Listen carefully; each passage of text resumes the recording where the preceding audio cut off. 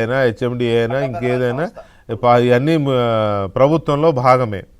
So ఇది ప్రభుత్వాన్ని ఒక రకంగా అధికారిని అభిశంసించండి అంటే ప్రభుత్వాన్ని అభిశంసించండి అనే, అంతే కదా, ప్రభుత్వాధికారి కదా ఆయన. అభిశంసించడం అంటే ఆయన పక్కన పెట్టండి అని అర్థం, వేరే ఇంకొకరిని పెట్టండి ఆ స్థానంలో అని.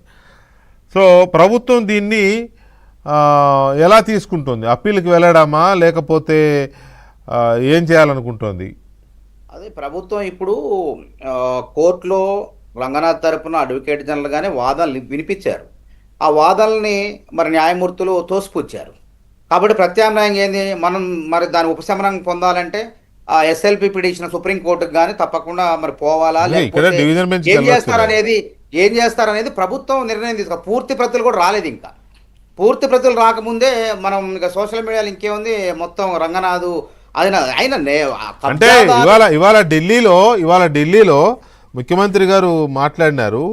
హైడ్రా అనేది మేము తీసుకొచ్చిన గొప్ప సంస్కరణ, చెరువులు కబ్జా గురి కాకుండా పరిరక్షిస్తాం, హైడ్రాను మరింత పటిష్టం చేస్తాం, హైడ్రా పనితీరుపై దేశవ్యాప్తంగా ప్రశంసలు వచ్చాయి, పేదలు పెద్దలనే తేడా ఉండదు, కబ్జా చేస్తే ఎవరిపైనైనా కూడా హైడ్రా ఒకేలా స్పందిస్తుంది, బతుకమ్మ కుంటను బీఆర్ఎస్ నేతలు కబ్జా చేశారు, 100 ఎకరాలు కబ్జా చేసిన ముఖ్యంను హైడ్రా ఖాళీ చేయించింది, కోర్టు ఆదేశాలను గౌరవిస్తూనే హైడ్రాను కొనసాగిస్తాం, హైడ్రా మంచి పనులు చేస్తుంది, కోర్టు కేసులు ఎదుర్కొంటాం, దుష్ప్రచారం సరైంది కాదు అంటూ, అంటే కోర్టులో అప్పీల్కి వెళ్తామనే సెన్స్. హైడ్రా చేసిన పనులకు ప్రజలు హర్షం వ్యక్తం చేస్తూ మణికొండ కానీ కూకటపల్లి నల్ల చెరువు కానీ బతుకమ్మ కుంట కానీ హర్షధ్వానాలు వ్యక్తం చేశారండి. హైడ్రా ఉండాలని చెప్పి ప్రజలు వెళ్ళి ఫిర్యాదులు చేస్తున్నారు. పార్కుల్ని తమ కళ్ళ ముందు కబ్జా చేస్తే వాళ్ళు ప్రజలు ఏ విధంగా పోవాలో తెలియక హైడ్రా దగ్గర పోయి ఫిర్యాదు చేస్తే హైడ్రా స్పందిస్తుంది, పార్కులను కుంటలను చెరువులను కాపాడుతుంది. కాబట్టి హైడ్రా విజయాలే 195% పైగా ప్రభుత్వ భూములు కాపాడు. దానివల్ల 1.5 కోటి మంది ప్రజలు ఎవరి కోసం హైదరాబాద్ ప్రజల భవిష్యత్ అవసరాల కోసం, చక్కని వాతావరణం కోసం, చల్లని మంచి స్వచ్ఛమైనటువంటి నీటి కోసం, కాలుష్యం లేకుండా స్వచ్ఛమైన గాలి కోసం, వరదలు రాకుండా చెరువుల్లోకి నీళ్లు పోయే విధంగా ఈ అపార్ట్మెంట్లు అక్రమంగా కట్టిన అపార్ట్మెంట్లను అడ్డు ఉండటం వల్ల ఆ నీళ్ళంతా రోడ్ల మీదకి వచ్చి మరి వరదలు రావటం వల్ల చాలామందికి ట్రాఫిక్ జామ్ కావడం ఇవన్నీ జరుగుతున్నాయి.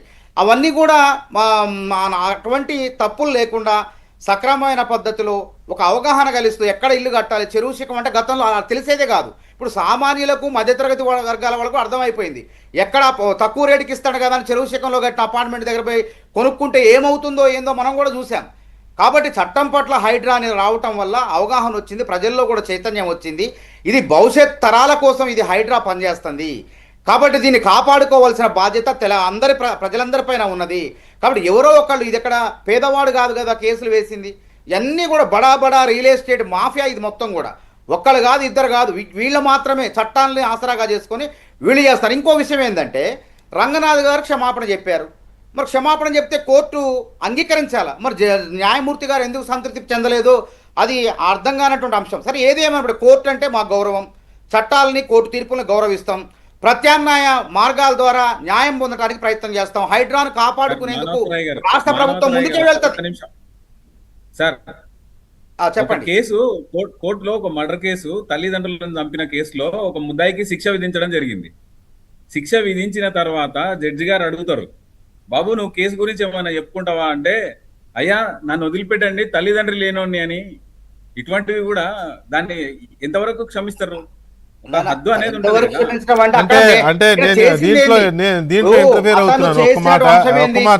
ఒక మాట మానవతరాయ్ గారు, మానవతరాయ్ గారు ఒక్క నిమిషము. దీంట్లో నేను కొంచెం ఇన్వాల్వ్ అవుతున్నాను. లాయర్ గారు మీరు చెప్పింది అంటే ఒకటి మర్డర్ కేసు, తల్లిదండ్రిని చంపేసిన వాడు చెప్పడం అనే ఒక సామెతలాగా చెప్తుంటారు మనవాళ్ళు, దాన్ని దీంతో కంపేర్ చేయలేము ఒక పాయింట్. రెండో పాయింట్ ఏంటంటే సబ్జెక్టు కరెక్షన్.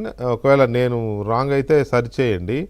అతనితో క్షమాపణ చెప్పించండి అని కోర్టు అన్న తర్వాతనే ఆయన క్షమాపణ చెప్పారు నిన్న, నాకున్న అబ్జర్వేషన్ ప్రకారం. కోర్టు ఆగ్రహం వ్యక్తం చేసి అతను క్షమాపణ చెప్పమని ముందు అని అన్నారు కోర్టు వారు. అంటే నిన్న వారు క్షమాపణ చెప్పారు, చెప్పిన తర్వాత ఈ ఆర్డర్ ప్రొనౌన్స్ అయింది. సో అక్కడ కొంత సంథింగ్ ఎక్కడో కోర్టుని సంతృప్తి పరచలేకపోయారు, ఈ క్షమాపణ చెప్పి కూడా అనేది ఒకటి అనిపించింది.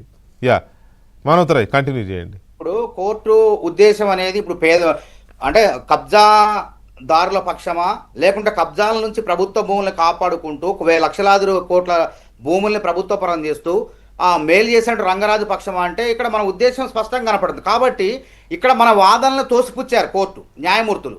కాబట్టి మనం న్యాయం కోసం ప్రభుత్వం ఇలా సిఎస్ గారు కానివ్వండి, ముఖ్యమంత్రి గారు వచ్చిన తర్వాత తప్పకుండా దీన్ని ఏ విధంగా అధిగమించాలి, తర్వాత రంగనాథ్ విషయంలో ఏ విధంగా మధ్యంతర ఉత్తర్వులు తీసుకురావాలనే ప్రయత్నం కూడా ప్రభుత్వం చేసే అవకాశం. కోర్టులు కబ్జాదారుల తరపున ఎందుకు మాట్లాడతాయిలే కానీ అట్లా మాట్లాడదు.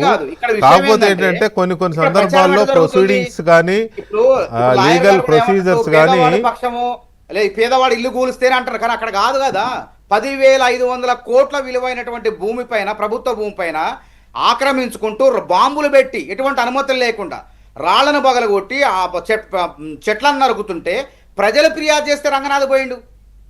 కాబట్టి కబ్జా ఎవరు? అయితే కోర్టు కూడా రంగనాథ్ కూడా వాదనలు వినిపించింది, ఇది ప్రభుత్వ భూమి, వీళ్ళ భూమి అక్కడ ఉంది, 3 కిలోమీటర్ల అవతల ఉందని చెప్పి వాదనలు రంగనాథ్ లాయర్లు వాదనలు అడ్వకేట్ జనరల్ వినిపించిన మరి ఇక్కడ ఒక విషయం అయితే మనం మాట్లాడుకోవాలి అరుణ్ కుమార్ గారు.